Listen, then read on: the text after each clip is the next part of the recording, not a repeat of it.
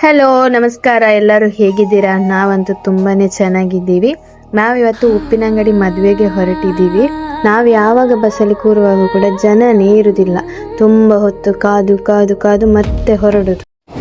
ಬರೀ ಇಂಥದೆಯಾ? ನಾವು ಇಲ್ಲಿಂದ ಹೊರಡುವಾಗ ನಮಗೆ ಮಳೆ ಸಿಕ್ಕಿಲ್ಲ, ಆದ್ರೆ ಮಿಡ್ಲಲ್ಲಿ ಅಂತೂ ಭಾರಿ ಮಳೆ ಸಿಕ್ಕಿದೆ. ಈ ವೆದರ್ ಅಂತೂ ಭಾರಿ ಚೆನ್ನಾಗಿದೆ.